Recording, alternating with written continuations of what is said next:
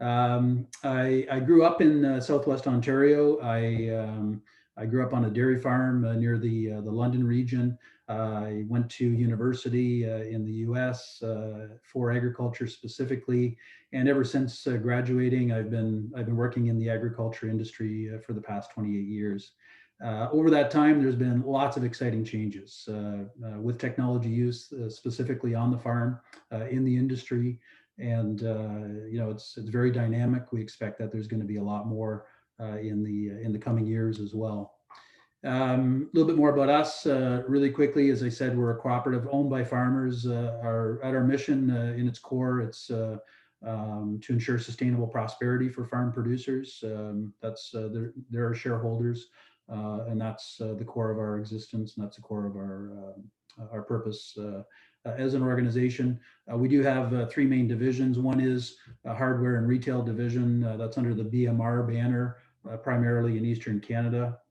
Ollie Mill, which you may be familiar with, meat production processing division, has a wide presence across Canada with a number of production and meat packing processing facilities, but exports to roughly 60 countries around the world. And then Sollio Agriculture, that's the part of the business that I'm part of. It focuses on feed, livestock production, grain merchandising, and crop production. Our presence, again, just to give you a broad, quick overview, this includes, distribution centers, joint venture supply dealerships, grain centers, cooperatives, of course, seed dealerships. We're in partnership with Mazex as well, proud to be in partnership, again, with a local owner operator approach with the Mazex brand of seeds. Feed mills, maritime terminals, and many others. So that's kind of our presence. It's not a banner that we fly very actively out in the marketplace, so you may know us by other names, but that is a bit of an idea of the presence that we have across the country. And I'll highlight one particular point. We do operate a couple of research and development centers, one specifically focused on the crop production side of the business, another which is focused on livestock production and feed and poultry and swine production. This chart, this slide, I wanted to just give you a general overview of kind of the global presence that ag industry has today and how that brings back to the farm.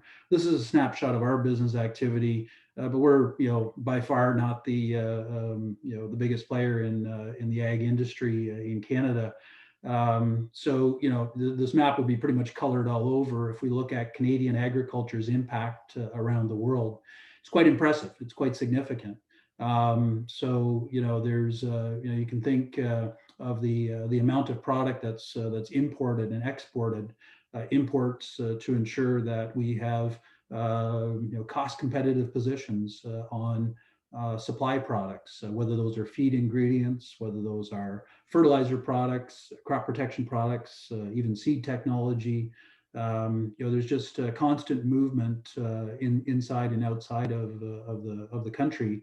And if you expand that across the overall industry across Canada, it's very significant and it's very impressive.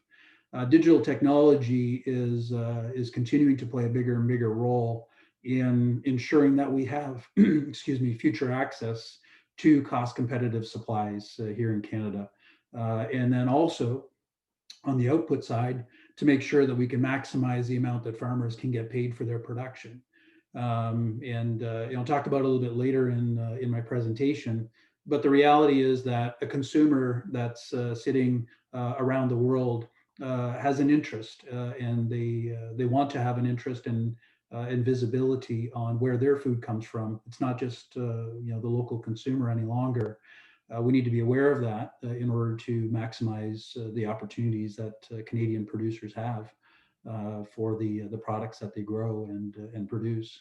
So we're heavily interconnected. Whether we agree with it or don't agree with it, the trend is that interconnectivity is likely to continue to increase. Through the course of my presentation, I'll talk about predominantly the opportunities there are risks as well, and touch on those very briefly at the end. But the reality in digital technology, there's all kinds of opportunity and potential. But the fact that data is flowing in many cases over unprotected networks and unprotected lines creates risk as well. And it's certainly something that, as an industry, as partners in the agribusiness industry here in Canada, it's something that we need to stay focused on as well. Just a bit of disclosure from our perspective. My apologies. We are involved in the Ag Connection space, in the digital space. We do have a digital platform which is focused on both providing the transactional relationship with dealers and farmers. That of course is part of the business that continues to grow and increase. And is likely to continue to increase as well over the coming years.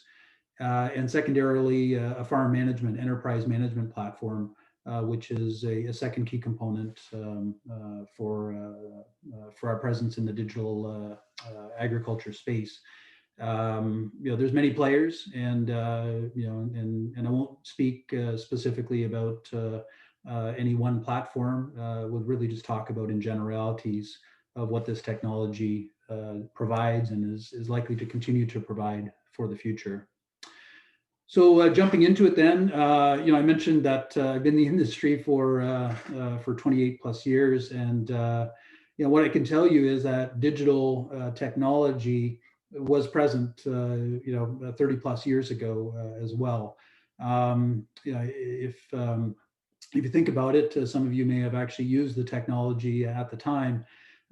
Precision technology, variable rate technology was already in existence. Yield monitors were coming out at that time. This is around the point where there was variable rate fertilizer application taking place. It was usually based on 1 acre or 2.5 acre grid soil sampling, developing zones, and then customizing fertilizer application based on those zones. Yield monitors were starting, as I mentioned, but they were certainly not the norm. It was a rarity to have that kind of technology, at the time, but it's been in existence. What was challenging about it at the time was it was very difficult to monetize precision agriculture at the farm level. And what I mean by that is, the costs typically, to use the technology outweighed the benefit that was to be obtained. To be sure, it was interesting to watch the yield monitor bounce up and down as you were going through the field. It still is, but the technology and the data really need a lot of manual manipulation. There's not many people who had the background or the skills to make sense of it, and quite often there were equipment failures, sensor failures. There's a lot of frustration at the time in setting up and calibrating the technology. And really, by the time the data was fed back to the farmer in a usable format, it took months in most cases to get that turned back. So the technology in its infancy was very interesting. It took time, but it's really developed quite significantly over the course of the last 25 plus years. And the reason why I draw that point forward is that there's a parallel to be made, that the new technology that's sitting in front of us today, it may take time when it will continue to, or when it will really start to develop and create value through the supply chain, through the agribusiness industry at the farm level. But the reality is that it likely will. There'll be failures, of course, but the trend, certainly from where I sit, is consistent. It's constant, and it's likely to be something that's unavoidable, quite frankly, for modern agriculture as well. Typically with digital technology, there's all kinds of different input sources. And these are various and varied, but at its core, if you're looking for a digital platform and an understanding, making sense of digital technology, there's a basic farm management software platform. It's one of the, it's really the most important element of a farm level digital strategy. It's the hub where data and information is entered, where basic analytics take place. And, this is where reports are generated, which help to, for enterprise farm management purposes, to be able to make decisions and to influence the decisions that you've already made for your business. There's things like crop planning, there's nutrition plans, grain marketing strategies. They're all examples of this enterprise planning, which then is influenced by the information that flows into it. Information on how often an animal is feeding, for example, in what quantities, the amount of milk being produced for a dairy producer. Those types of data points in the right type of platform can rapidly identify if there's things like feed quality issues, or if a particular animal requires attention to health concerns. Their performance indicator metrics, and they support the analysis of performance results. So that's, the platform itself is quite critical in being able to make sense of the data and to be able to turn it into something that's usable. You don't want to wait 2 to 3 or 4 or 5 weeks or more to have access to that information. And that's where the platform and the technology needs to be able to take the data in its raw form, convert it rapidly, and generate some kind of usable information for the farmer. Those are just some examples, but in essence, that foundational farm management platform, it should be designed to gather. You're capable of gathering every data point that a farmer may use currently or in the future that affect the production and marketing activity for that farm producer. And then, as I say, it needs to be designed to be able to help generate real-time decision making for that producer. A couple of examples of stuff that's being used today. Obviously the variable rate technology, as I mentioned earlier, it continues to improve. Now today, when that data, whether it's soil level data or it's yield data or any other type of field soil type results, any other type of data that is fed into the system from the particular field that you may be focusing on, that data is much more rapidly used and converted into something that is usable. So the data exchange is much more integrated and seamless in being able to generate a recommendation of fertility requirements, as an example. So that technology has moved and improved quite significantly over the last number of years. The benefits of the technology are improved profitability potential, helps you to put product where it's needed, and maximize the benefit that you gain from use of a particular nutrient in a particular zone, or just general better nutrient use efficiency, so you're not putting excess product where it's not needed as well.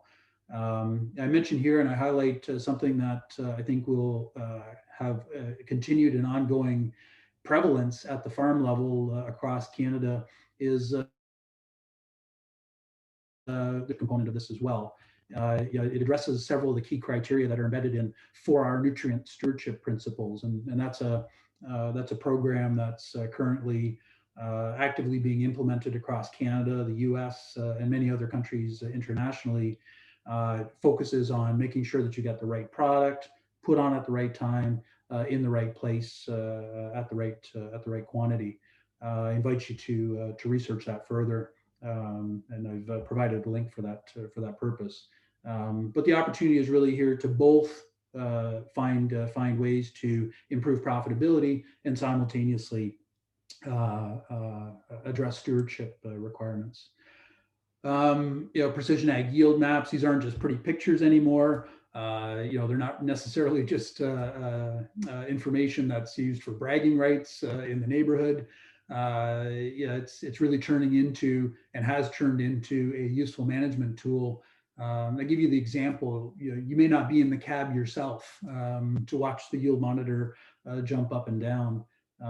This gives you the information on what's happening as the harvest takes place.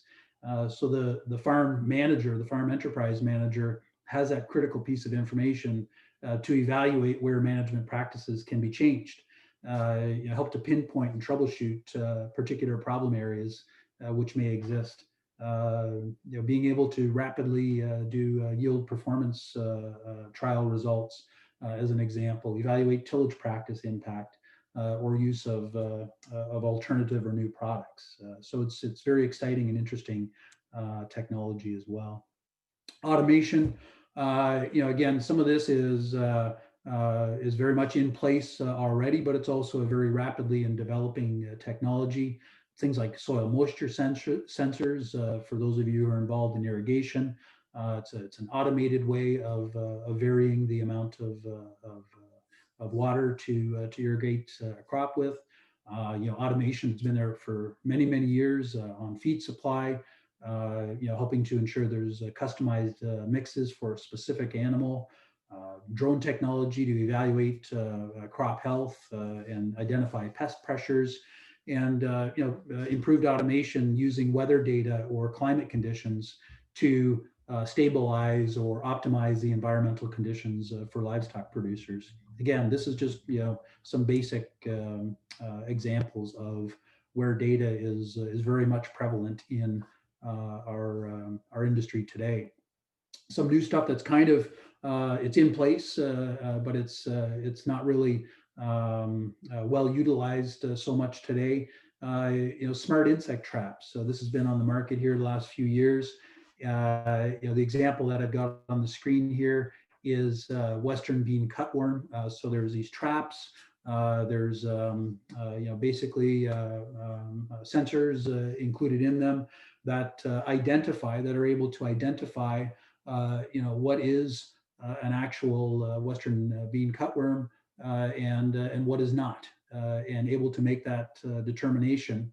Additionally, it's able to evaluate that on a day-to-day basis and confirm, well, this one was here yesterday, this is a new one, and the level of prevalence and the level of pressure is starting to increase. And so that spits out a report and says, here's the level of pressure that's currently taking place on the farm, and allows the farm manager to make decisions on what sort of corrective measures they may or may not need to put into place. So that's on the farm technology. It's available. It makes sense. It works.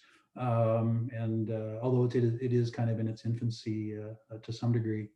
Weather stations, predictive modeling for disease pressure.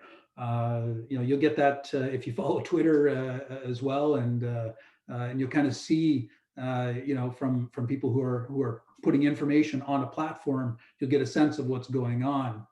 This is another way to use weather data, weather stations, to help identify when are the conditions most optimum for disease pressure or insect pressure. Helps the farm producer to be more proactive in their decision making versus being reactive.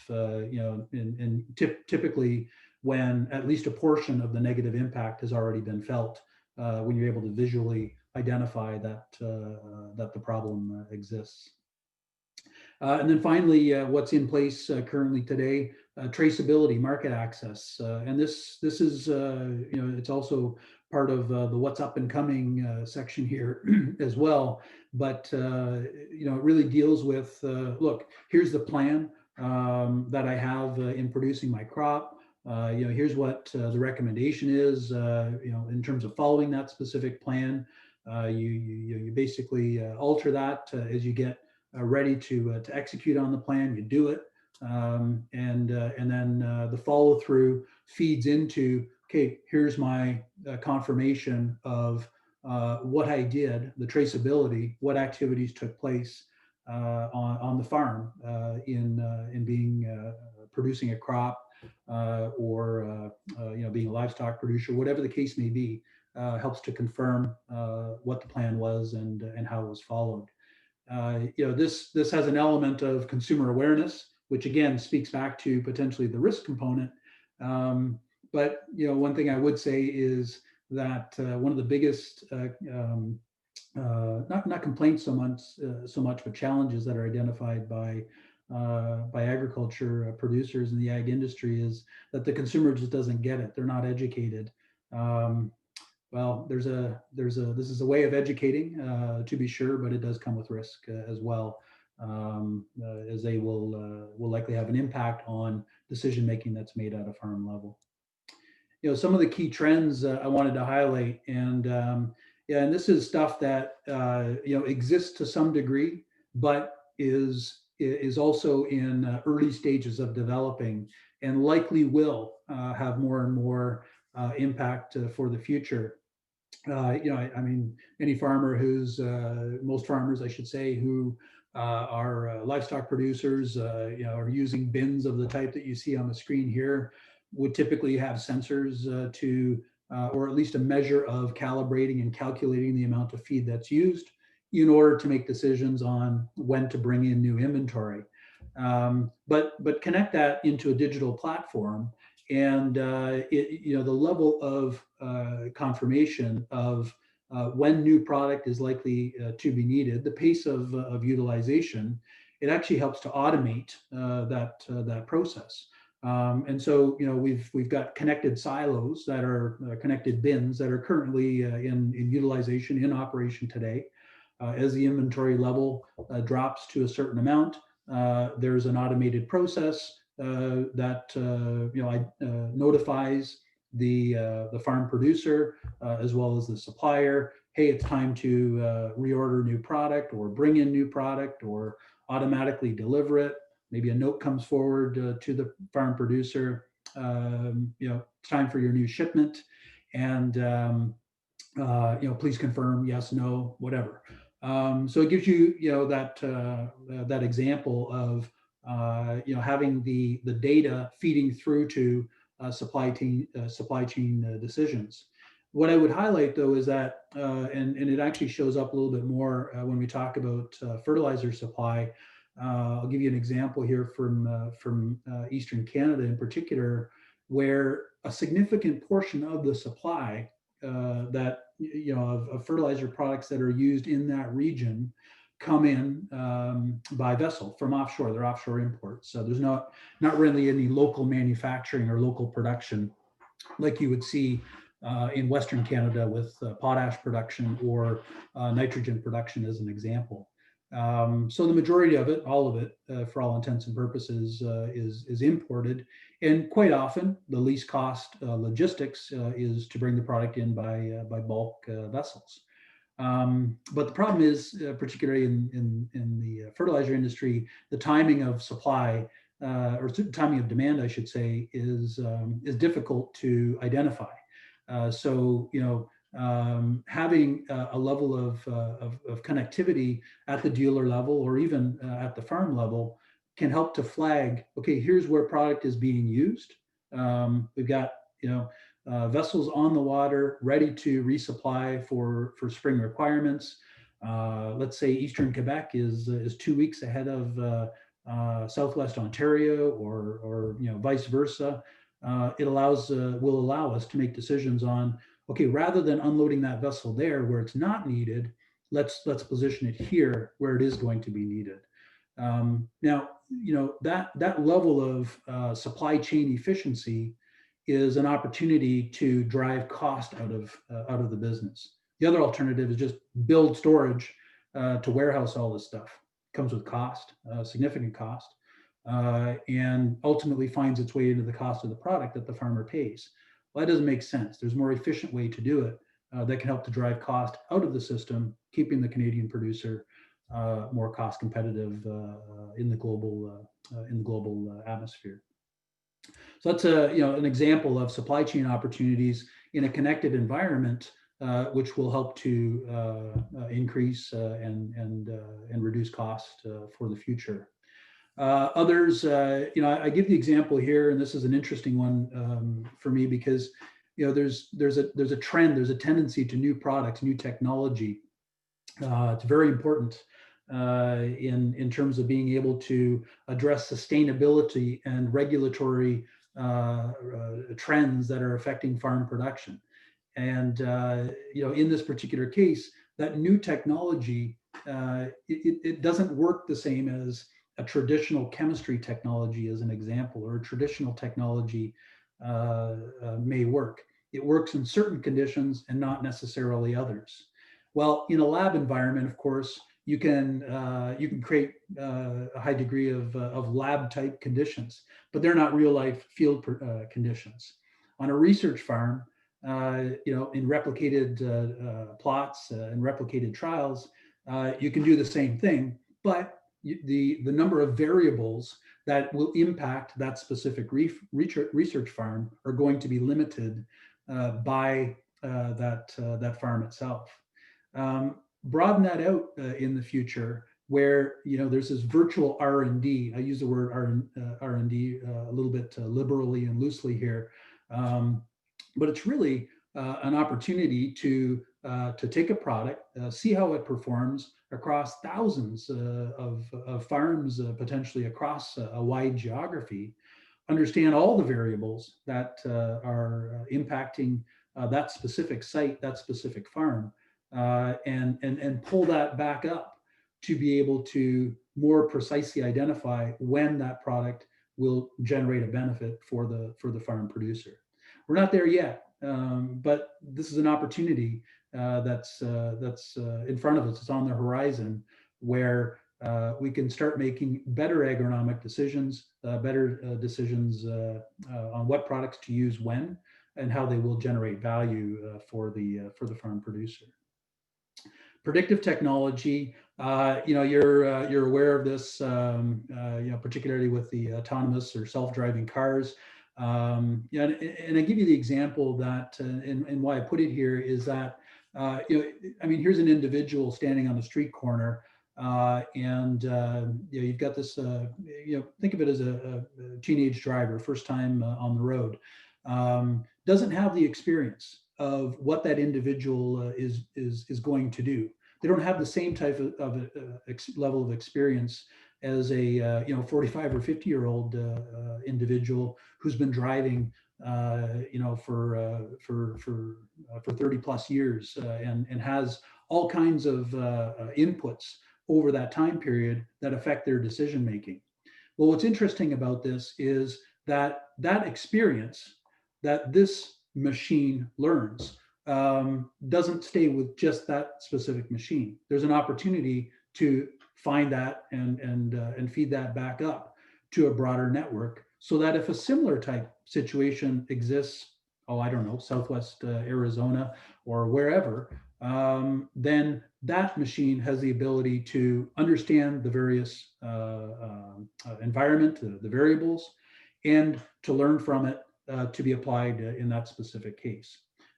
It's an element of connected technology that has the potential to generate value. Again, I'm not talking about the risk in this example, but this is where the technology has the ability to support farm operators in their decision making. This applies for disease modeling. It applies whether you're talking livestock or crops. It involves decisions around when to apply additional fertilizer products.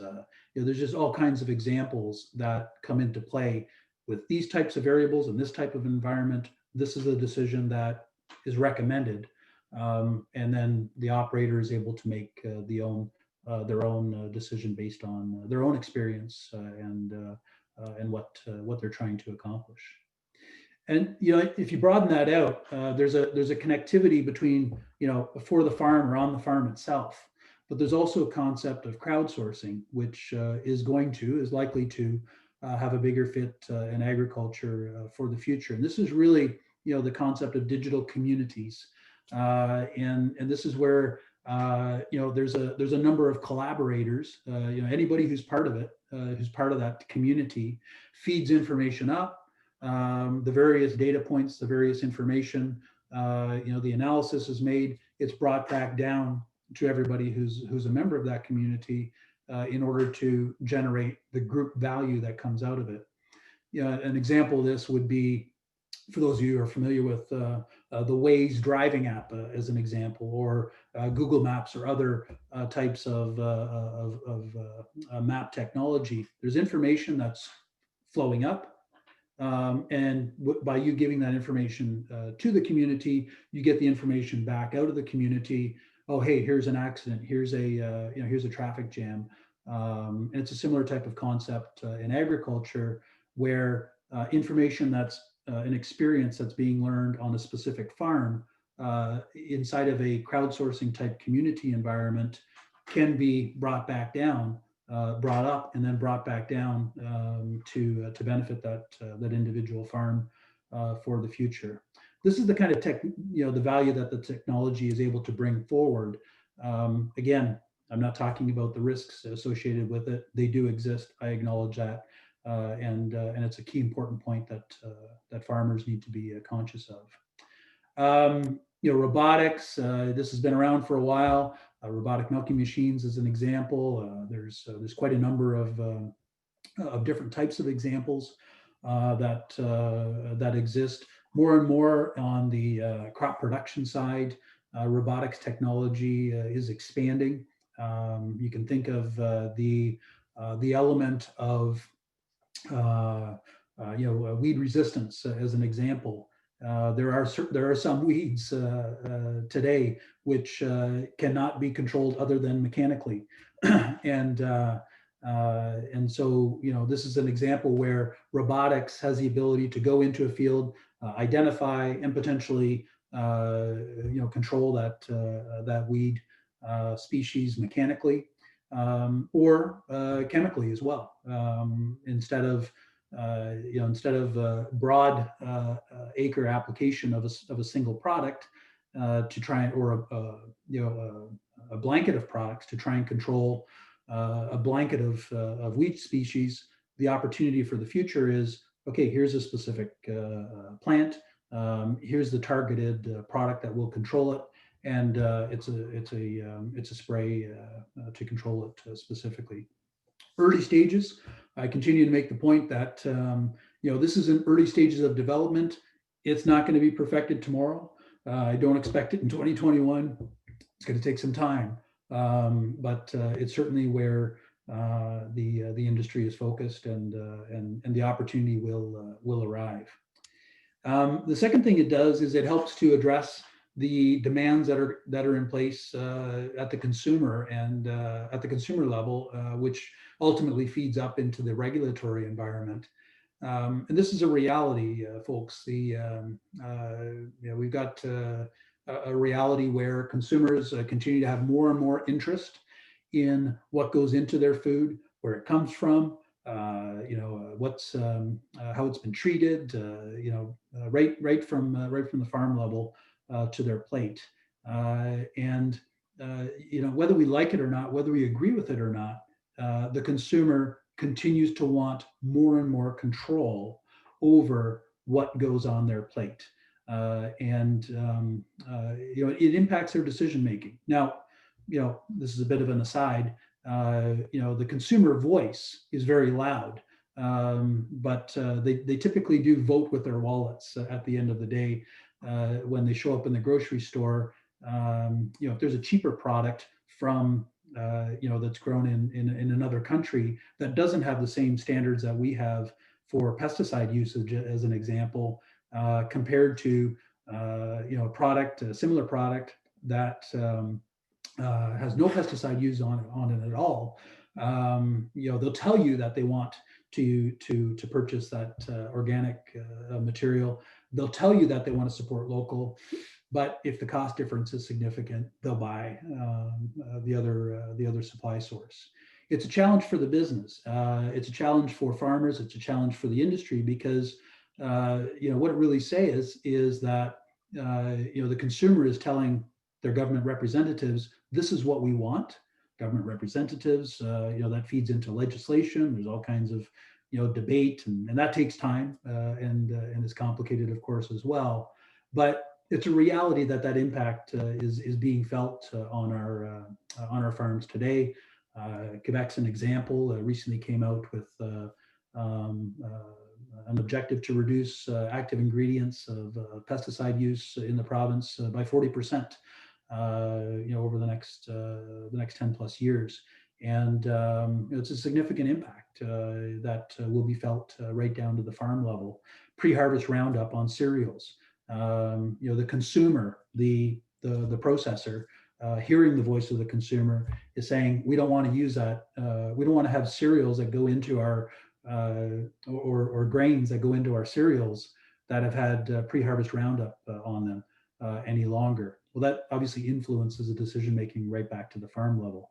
Technology, digital technology, helps in two ways. It helps to find ways to achieve the profitability, the production that the farm producer is still trying to achieve, and it confirms to the consumer that it meets the standards that they're looking for. And ultimately, again, whether we like it or not, that is likely to continue to increase in prevalence. Additionally, environmental and land stewardship. I mentioned the 4R nutrient stewardship principles. I repeat them here today or on this slide. But it's a reality, and that sits in front of us. Some of you may be aware. In the EU, they announced a strategy.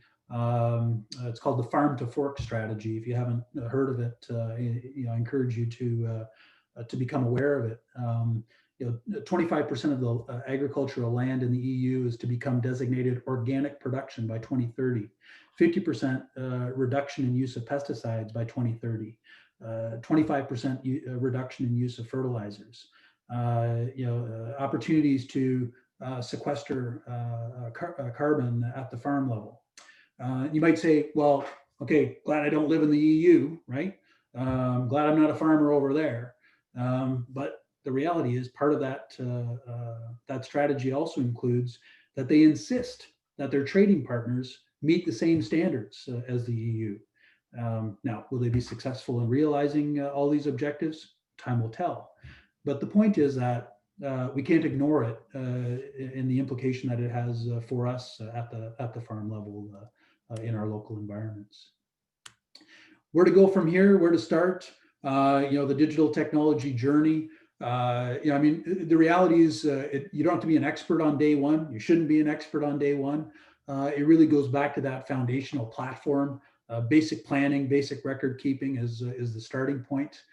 You can advance through that, with additional functionality, with additional connected devices, things like yield monitors, things like bin sensors, those types of things, which can help to make those decisions on the farm enterprise analytics. And then as you get forward and move forward, at that full-on expert level, you're really talking about a digital ecosystem. That's complex. That takes time, but it has a potential to generate specific value right back to the farm level with an enhanced digital ecosystem. The choice of the platform is important, though. Future functionality, even if you're not using it today, future functionality should work with the platform that you're using. And this just gives you an example of such a digital ecosystem. All the different input points that can eventually feed into that farm enterprise management, and making sense of the data, finding ways to have practical application back at the farm level. That's ultimately where the challenge is. But having the ability to be connected is important to be able to realize that future potential. A couple of key criteria, and I look at that through the lens of ourselves as a service provider, as a product and service provider to farmers. And the feedback that we receive from them These are the key points that we've heard. Something that provides that complete solution, so I don't have to manage fragmented platforms, is an important criteria to consider. User experience typically jumps to the top of the heap. If it's complicated, people aren't going to use it. If it takes too much time, if it slows down my farm production activity, not going to use it, right? So it needs to have easy to use platform, something that can be used in many different ways and on many different devices. That's important for the farm producer. Having the ability to integrate and automate the data collection. I mentioned earlier, you don't want to have a situation where you're taking data from all these different points and having to manually work through it and calibrate it. There needs to be an element of automation that you can then take that to use on your farm and generate operational reports for the future. And the final point, which is my last one before wrapping up here, is data ownership, clarifying who owns the data. And this is a key critical component. As a farm producer, it'd be something that I would be looking for myself is, okay, so what are my rights with this data that is arguably my data? It's coming from my farm. How is it being used? Who owns it? What are they doing with it? And that's a big complex question to answer with many different variables. In the industry overall, the technology industry, the farming industry specifically, and in general, will adapt to that. Will adapt to that reality. There's a data protection component that's very important. There's all kinds of individuals who make a career out of trying to steal data and put it to their own purposes and their own use. So these are all, these are some of the risks, I should say, that find their way into the use of digital technology on the farm.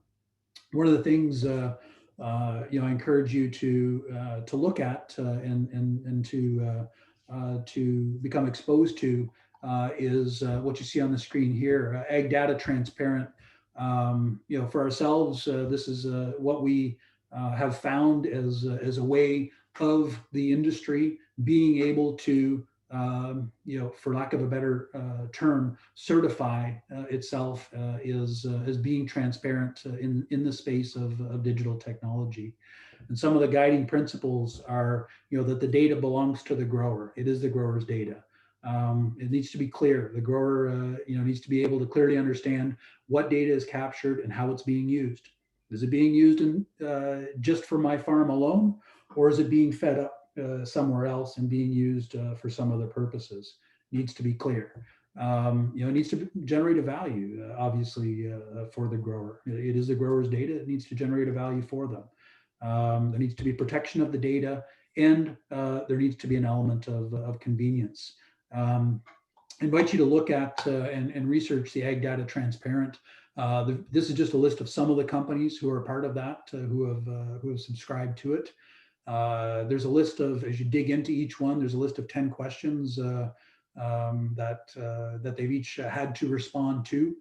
They don't all respond in the same way in terms of how data is being used and how the supplier is or the platform provider is managing and handling that data, but at least gives a starting point to you as a farm producer, a level of confidence of what's being done with the data that belongs to you. So that's the end of my presentation. I'm going to flip over to questions, responses. We've got a few minutes here left, I think. So I'm going to stop the presentation. And I was thinking, Casper, if you like, I've kind of been keeping track of the questions. I could help facilitate them with you. Sure. Yeah, by all means, that'd be great. Thanks. Okay, wonderful. So first question we have is from Amy, and she's asking, going back to consumer trends, Do you see showing how technology is used on farms and explaining the effects and factors it has on farms as something that should have a space in public trust strategies? Look, I think this is a matter of perspective and opinion. And I'll obviously, you're asking the question to me, and I'm going to give you my opinion on it. Look, consumers, at the end of the day, there's the fringe, regardless of what you're dealing with and what you're talking about. Um, and for sure, we don't want to put a target on our back with fringe elements, but there's an opportunity here in doing just that. What you're asking about generating public trust in in helping to identify to the consumer, look, here's how the food is your food is being produced. Now they might not agree with different components along the way, but this is a way for us to show that Canadian agriculture by far outshines safe food production than many other regions of the world, and many other regions of the world who bring food products to the Canadian consumer. I think there's a good news story there, and digital or data will help us to explain that, not farmer by farmer necessarily, but even at an industry level, just to say, look, here's what we're doing, and it's a way of reaching out and touching the consumer. So yes, I think it is important for us to focus on that for the future. Great, thanks. And the next question comes from Derek, and he's asking, doesn't building storage in the supply chain improve resiliency? Yeah, it's a good question. Storage. I once had a farmer tell me that as well. He had years ago had built grain storage, and the and it was significant enough that it could handle all of his production from the farm. Um, there's two ways to look at that. You can say, okay, well, that gives me a lot more control and flexibility, and it absolutely does. But there's a balance to it. And the point that this farmer made to me when I said, hey, great storage, this must be exciting, great opportunity for you. And he says, yeah, you know what though, that storage was the most expensive storage I've ever had this year. And the reason being that when he built it, he felt compelled to use it. He felt compelled to build to fill it, and he missed the best marketing opportunity as a result. It's similar on the supply chain side. We can bring all this product in, put it in storage, but it might not be the right decision to do that. There's risk in owning it too early, and that risk translates into cost. Second key component is you put product in it, it doesn't come for free. It's a huge capital tie-up, huge, and that ties up the ability to use that capital to advance other opportunities in the business. So once you've got the storage and you fill it, sure, you can say it's tangible. I can put my hands on it. The product's right there, but it's pretty expensive, and it comes with additional risk. There's a balance there, is really my point. There's asset use efficiency that whether you're a farmer or somebody who's in the distribution business, that you need to try and strike that balance of meeting product availability and minimizing product cost, and that means 100% storage is probably a mouthful, to be honest with you. Yep. Other questions? Okay. Oh, yes, they keep rolling in. Our next question comes from Henry, and Henry asks, data can be very useful in generating value when results are not visually obvious. Today, the industry has been less than fruitful in demonstrating value to farmers. How do you see this trend changing as we go forward? Yeah, well, look, farmers need to hold industry accountable, and that's I know that's easier said than done, but it's I would pivot back to the point I made at the end. it's the farmer's data. And there's a right of being able to ask, hey, look, you're asking me to use this platform, you're encouraging me to use it. In some cases, you're giving it to me for free to use. There's anything that's free usually comes with a price tag somewhere. So there's an element of this that the farmer has to be empowered to say, look, this is my data. What are you doing with it? I want full disclosure. And that's tough for the industry, but the pressure needs to come from that side.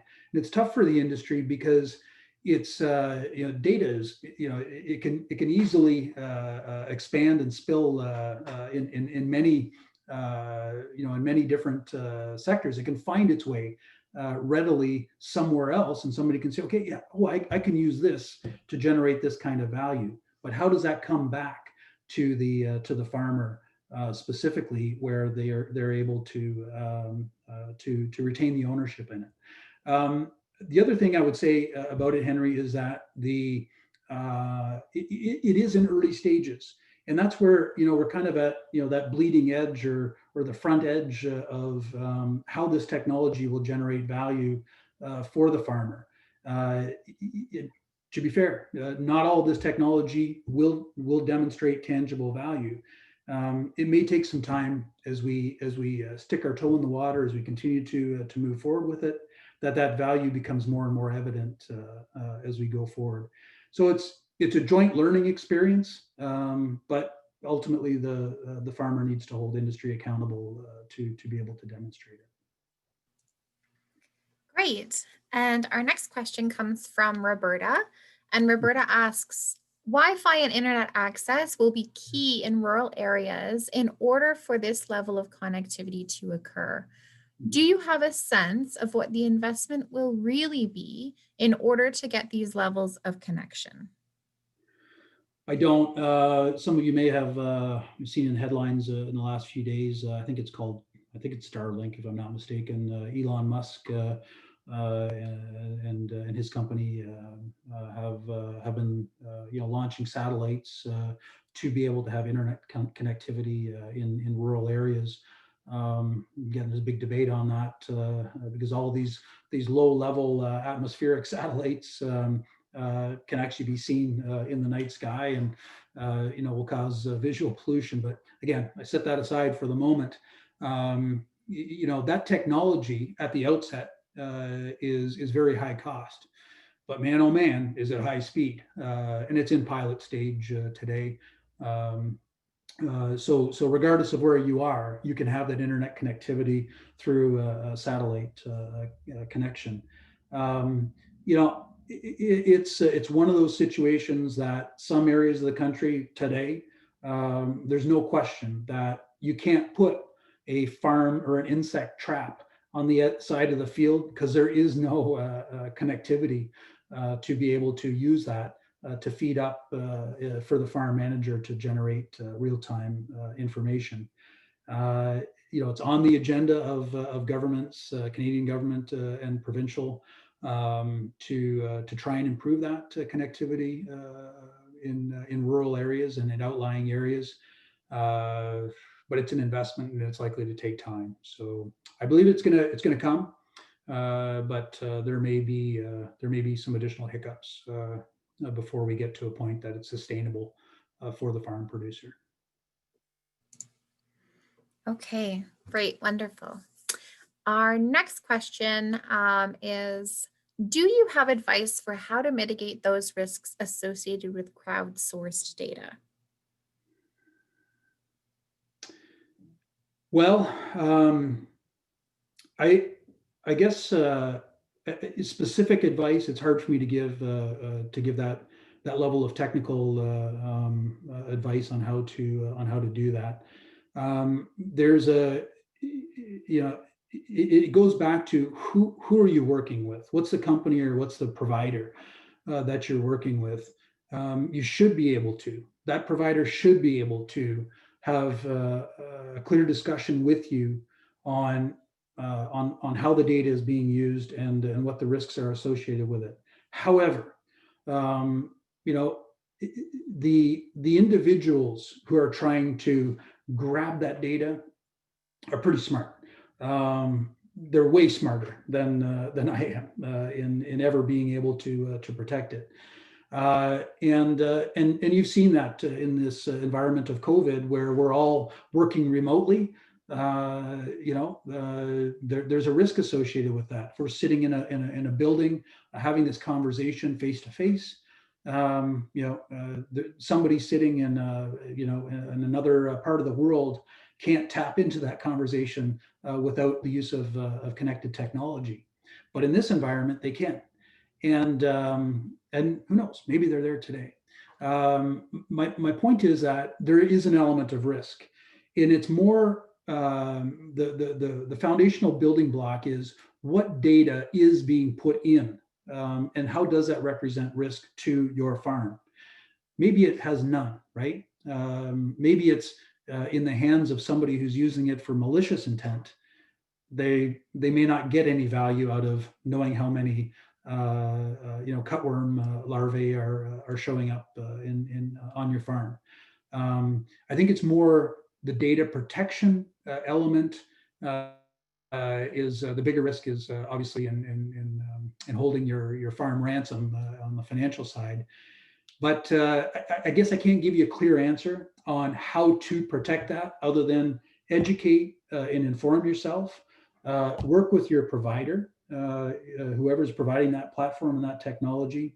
Challenge them, because they should have the expertise somewhere inside of their organization to respond to those questions and to be able to support you in mitigating that risk.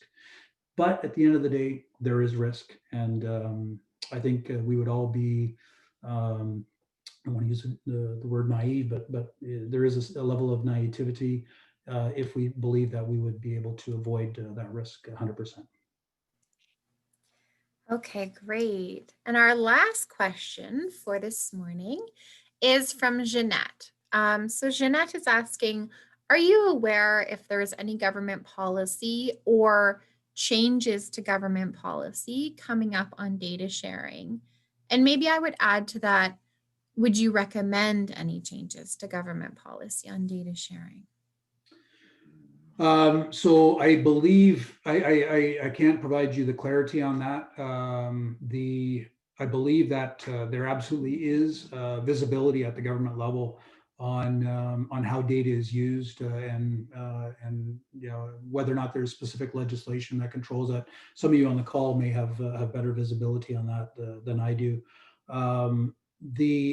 From a broad principle standpoint, the answer is yes. There should be basic standards that that industry or consumers can be confident of, that these are the basic parameters that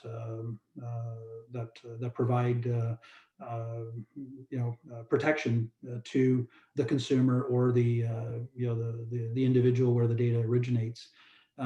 So the answer to that is or the difficulty about that answer is that to what level though, because if it becomes too constrictive, then the opportunity to develop becomes less and less as well. So it's a balance, it's an equilibrium that the industry needs to and government and consumers and producers all need to be involved in. But I think broad parameters, if they're not already in place, they're being discussed, and I think it's the right thing to do to at least have broad parameters on data protection and data use.